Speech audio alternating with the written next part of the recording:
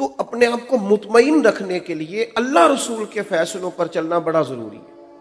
اگر ہم اپنے حساب سے کوئی نیا طرز زندگی وضع کریں گے تو اس کے لیے ہم الجھ جائیں گے، اور اگر ہمیں طرز زندگی وضع کر کے دیا گیا ہے اور طے کر دیا گیا ہے تو پھر ہمیں بڑے آسان ہمارے پاس طریقہ ہے، کتاب و سنت سے شریعت کے فارمولے نکالیں اور اس کو پوری طرح اپنی زندگی میں نافذ کریں۔ نکاح کو نبی پاک علیہ السلام نے تب برکت والا کہا جب وہ آسان ہو۔ فرمایا وہ نکاح برکت والا ہے جو آسان ہو، اور اگر بہت سارا قرضہ چڑھ جائے، اگر بہت ساری آزمائش ہو جائے۔ کتنے نکاح کے لیے لوگ اس لیے پریشان بیٹھے ہیں کہ نکاح مہنگا ہی بڑا کر دیا گیا، بہت مہنگی ہو گئی شادی، اس کے لیے 12 سال بچوں کے والد کو ملک سے باہر جدائی کاٹنی پڑتی، یہ مہنگی شادیاں کرنے کے لیے اپنے قریبیوں کے جنازے چھوڑنے پڑتے ہیں، بڑی ساری آزمائش سے گزرنا پڑتا ہے۔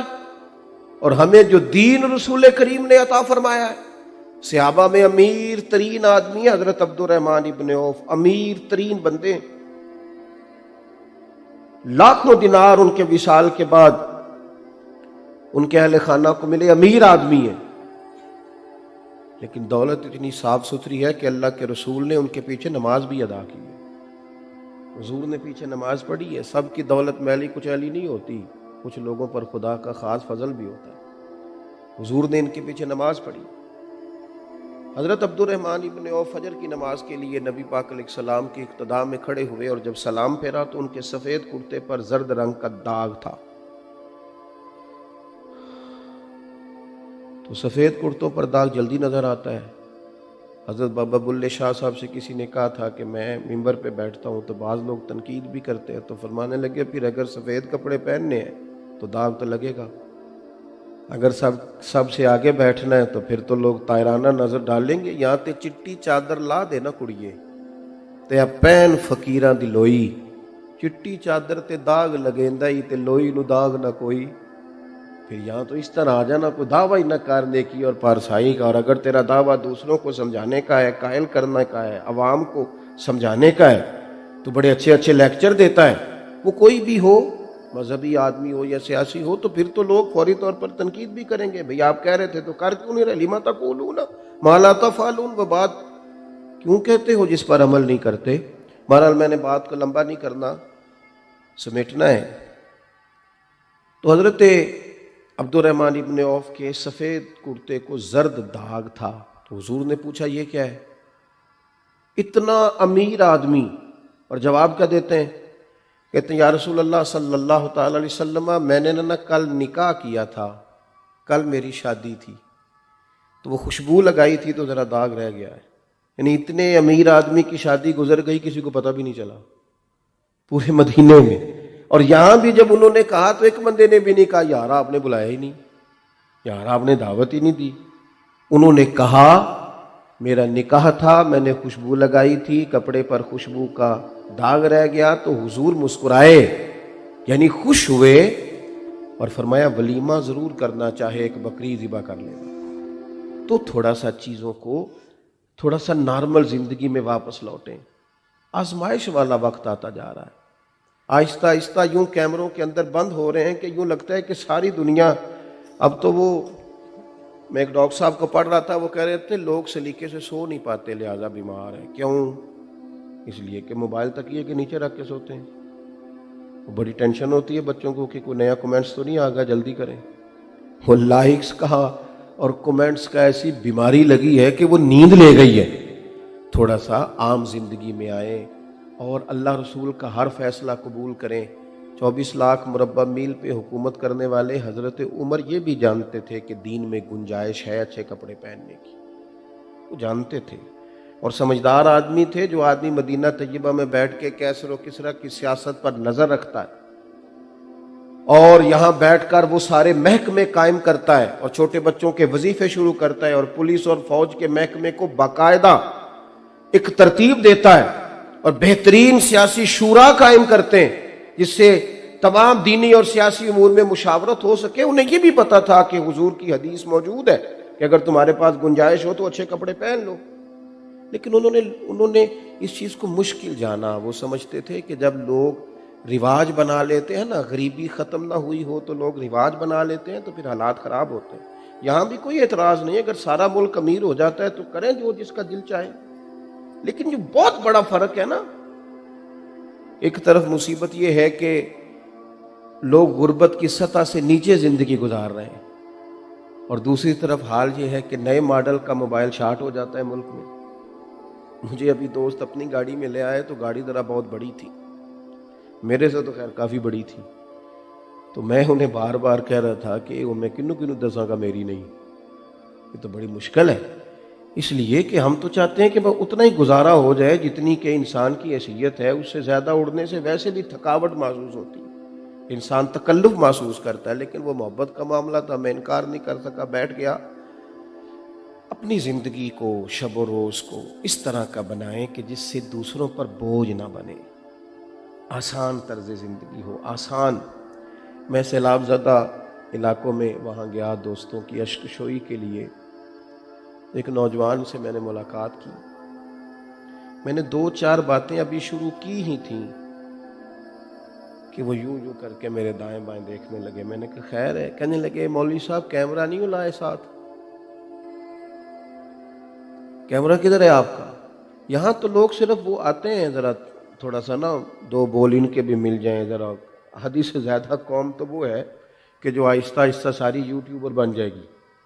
خدا کے بندو واپس لوٹو، عام طرز زندگی جو حضور نے ہمیں عطا کی ہے۔ بات کو سمیٹتا ہوں، مشورہ ہوا مسجد نبوی شریف میں بیٹھ کر کہ حضرت عمر سے کہنا ہے نیا کرتا پہن لے، گنجائش بھی ہے، سہولت بھی ہے، 25-25 ہزار دینار مال غنیمت میں مل رہے ہیں اور سارے بانٹنے ضروری بھی نہیں، نیا کرتا لے لیں۔ اب تو اتنا پرانا ہو گیا طامت کہ وہ پیوند لگنے کی بھی جگہ نہیں۔ سب نے مشورہ کیا تو ایک صحابی کہنے لگے یہ تو ٹھیک ہے کہ عمر سے کہنا ہے، پر اس شیر کا نام بھی بتاؤ جو عمر سے بات کرے گا۔ انہوں نے کہا ایک بندہ ہے نا، کون؟ کہا سیدنا علی المرتضیٰ شیر خدا۔ حضرت عمر ان کی ہر بات مانتے ہیں۔ حضرت مولا علی سے عرض کیا آپ جناب عمر سے کہیے نا کرتا بدل لیں، نیا لے لیں۔ حضرت علی کہنے لگے بالکل تمہاری بات ٹھیک ہے، کہنا چاہیے، پر میں فاروق اعظم کا مزاج جانتا ہوں، یہ بات جائز ہے جو تم نے کہی ہے، کوئی حرج نہیں ہے، لیکن میں نے نہیں یہ بات عمر سے کرنی۔ کہا پھر آپ بتائیں کوئی راستہ؟ تو کہنے لگے سیدہ عائشہ صدیقہ سے کہو، وہ ماں ہے نا مومنوں کی، تو جناب عمر کے لیے اس جگہ پہ ہیں کہ حضرت عمر کو جو حکم دیں گی وہ مانیں گے۔ تو حضرت عائشہ صدیقہ رضی اللہ تعالیٰ عنہ سے کہا گیا دیکھیں اماں جتنے وزراء نے، سفیروں نے ملنے آنا ہوتا ہے اور جناب عمر کی وہی کیفیت۔ حضرت عائشہ نے بلایا، دوڑے آئے۔ اگر بڑے بڑے ملکوں کے وزیر بھی آتے تو فرماتے نماز ختم ہوگی، وظائف سے فرصت ہوگی، غریبوں کی بات سنوں گا تو تم سے بھی مل لوں گا، لیکن سیدہ عائشہ کا پیغام گیا تو دوڑے آئے۔ کیوں؟ کچھ جگہیں ایسی ہوتی ہیں جو انسان کے لیے قابل احترام ہوتی ہیں، اور اصلاں نال جے نیکی کریے تو نسلاں تاک نہیں بھول دے۔ یہ حضور کا گھر ہے نا، دوڑے آئے اور پردے کے پیچھے بیٹھے۔ اماں جی کوئی حکم تھا؟ وہ صحابہ جو سفارشی تھے وہ بھی چھپے ہوئے ہیں، پیچھے بات سن رہے ہیں۔ حضرت عائشہ سے کہا تھا اماں جی آپ کہیے گا، ہم نے نہیں سامنے آنا۔ تو سیدہ فرمانے لگی امیر المومنین، خیال ہے صحابہ کا کہ گر آپ نیا کرتا لے لیں تو دین میں اجازت بھی ہے اور آپ گنجائش بھی رکھتے ہیں، حرج کیا ہے؟ تو حضرت فاروق اعظم کئی جگہوں پہ پہلے یہ بات کر چکے تھے کہ جب تک سب بھوکوں کو کھانا نہیں ملتا اور جب تک سب کے بدن ڈھانپ نہیں دیے جاتے تب تک نہیں۔ آج انہوں نے اس بات کا بھی اپنے جذبات میں اعادہ کیا اور فرمایا کیا؟ کہنے لگے اماں جی ٹھیک ہو گیا، آپ کا حکم آیا کرتا بدل لو تو شام سے پہلے لے لوں گا، ایک بات کی اجازت ہے؟ کہا فرمائیے۔ تو کہنے لگے یہ جو میں نے کرتا پہنا ہے نا، میں نبی کریم کے سامنے بھی یہی پہن کے جاتا تھا اور اسی طرح بیٹھتا تھا۔ ابو بکر صدیق بھی یوں ہی مجھ سے مشورے کرتے تھے۔ داڑھی سفید ہو رہی ہے، پھل پکتا جا رہا ہے، کسی وقت گر جائے گا، دل کرتا ہے وہیں کھڑا رہوں جہاں حضور نے ہمیں چھوڑا تھا، اگر آپ اجازت دیں تو وہیں کھڑا رہوں، ورنہ آج ہی لے لوں گا۔ یہ بات ختم ہوئی تو سناٹا بچھا گیا، دونوں جانب سے چپ لگ گئی۔